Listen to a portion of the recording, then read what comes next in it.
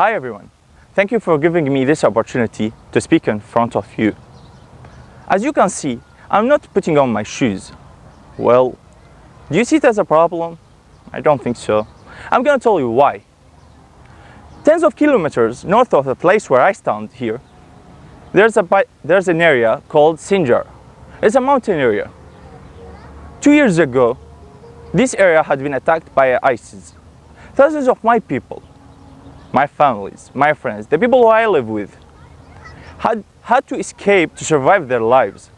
They escaped for almost 200 kilometers in the mountain area with very severe conditions, with their very severe weather, just to survive their lives with their bare feet. And all the world was seeing that, and no one did anything to help. So, as you can see, I don't think it's a problem, okay? Ms. Jeremy Crockett, when she contacted me, she told me to focus on solutions rather than problems. So, related to the topic of this conference, the solution of everything we face as humans is we all should work together. We all have to help each other. It's not related to doing the good thing because it's good, but it's doing the good because it's the only way that we survive. I once saw a lecture for the Professor Sam Harris, the famous neurologist. He was speaking about the development of human morals, the good thing, helping each other, not harming each other. He said very important statements, saying that we as humans develop these morals in order to keep us survive, in order to keep our human species alive and protect us from extinction. So our morals is related to our existence. That's why I'm telling you it's all our responsibility to help each other. So, standing with the people of Sinjar, you are seeing me now without my shoes. I would like to thank Chairman Crockett, Alison, Cindy, and the staff of the Global Adolescent Health Conference and Canadian Partnership for Women and Child Health for the efforts of helping me to speak in front of you today. Actually, as you can see, majority of speakers here are either professors or international experts or working with international organizations. Actually, me not. I'm just a normal young person from Iraq, Baghdad, a dental student. Actually, the only thing I have is a story of suffering, a story of despair.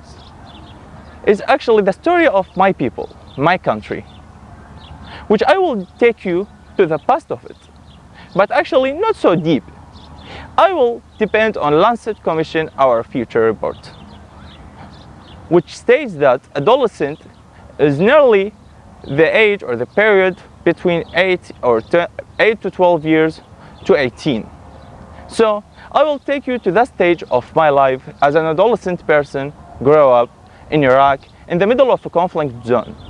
But before that, I will tell you where am I now. I'm in Zawra Park. It's the central park of Baghdad. This place has a sentimental value for all Iraqi people.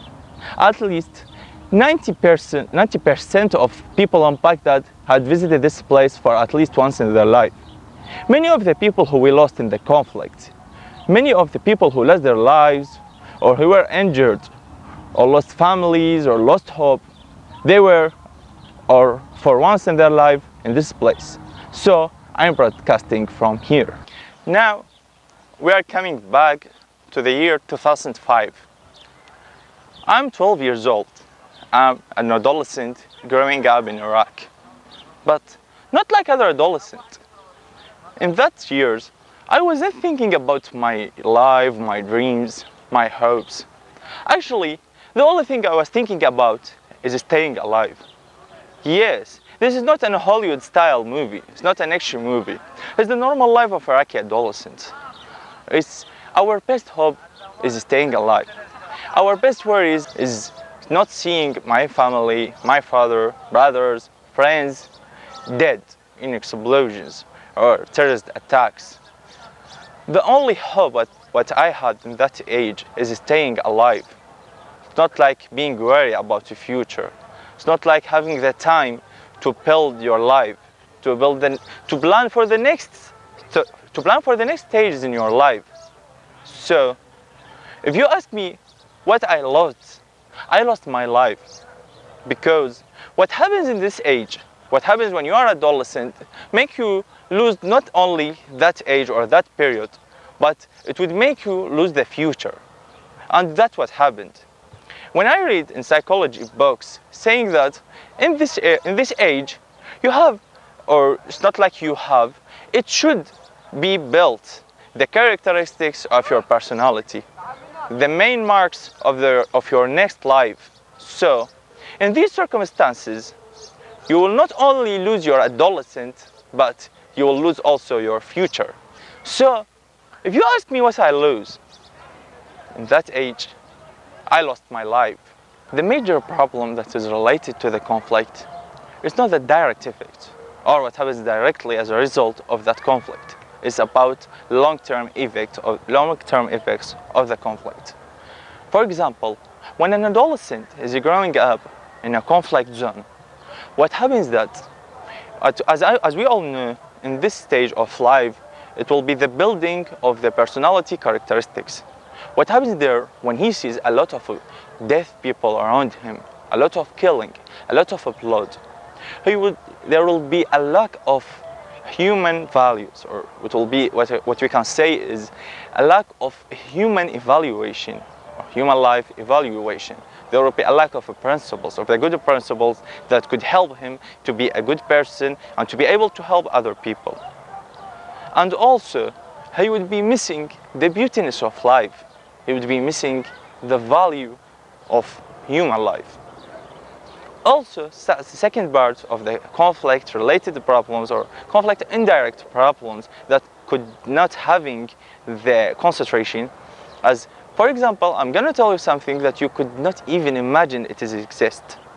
Here in 2017, and maybe you hear that in the tragic stories, or maybe it could happen in dark ages, but no one could ever believe it happens in this year and in this time. When there's a problem between two tribes, and they want to reach a solution, and they call it a solution, I don't know what should I call it other than a crime, they give women as a gift. Yes, I mean what I say. They, as a solution for a political problem or commercial problem between two tribes, they give they sold women as gifts. It's not like gender-based violence, it's not like being treated badly, they are giving them as a gift. And also we have a religious-based violence, which is not, what you can say, it's not violence, it's differentiation, that is also, doesn't have a focal point or doesn't have the suitable concentration. Also another kind of that, or of that indirect effect, we would have the differentiation based on racism or race or the skin of the color or the skin color. All of these issues doesn't have the suitable concentration other than armed conflict, because concentration goes on the direct effect, victims, injured or something like that, but less concentration comes to these issues. Well, as we spoke about the major problem, we should speak about the major solution. And as we said that the problem has a long-term effect, the solution should have the same thing, which is a long-term solution. So if we understand the problem, it would be an ideological problem. It would be a problem of thinking, okay? A problem of the values that would be based on humans or an adolescent. So unfortunately, we have to say that we have a very long way for the solution.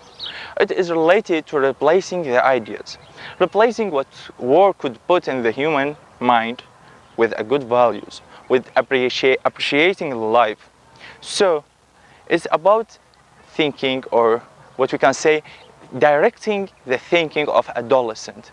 So this would help them to be a better adults, okay? And when they will be a better adults, they would provide the suitable environment for other adolescents to be growing up in a better environment or having a better life. So as I said, we have a very long term or very long way for solution. One time I heard Dr. Rima Afifi in Beirut. She's one of the Lancet commissioners, when there were a conference in Beirut relating the adolescent health, she said that very important statement, which is investing in adolescent is a double investment, because it will be an investment in their life as an adolescent and in the future when they will be adults. Actually, relating to the terrorism or radical issues in my country, the terrorist groups are doing the same thing. They are investing in adolescents, so they would keep their agenda or their ideas they would protect these ideas to moving up to the next generation.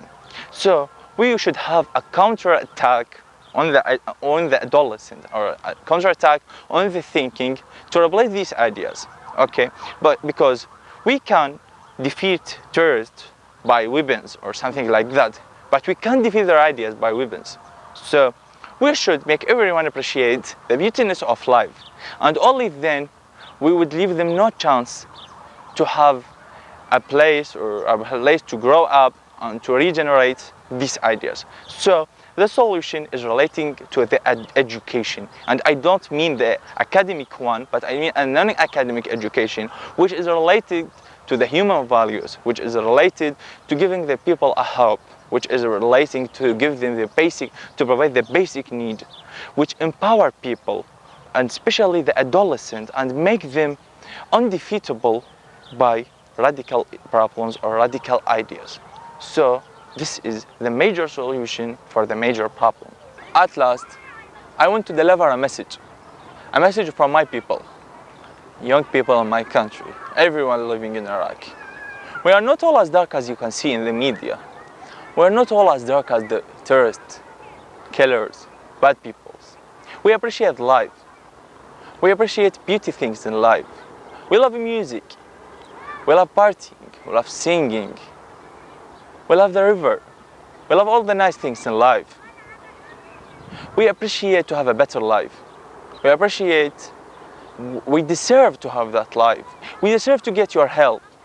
We deserve to get the help of the whole world to have a better life for us. Or maybe, if not for us, for the next generations in my country. Thank you very much. I'm honored to speak in front of you. I hope to meet you in the live. Abdullah Nasser, dental student, 21 years old, from Iraq, Baghdad. Goodbye.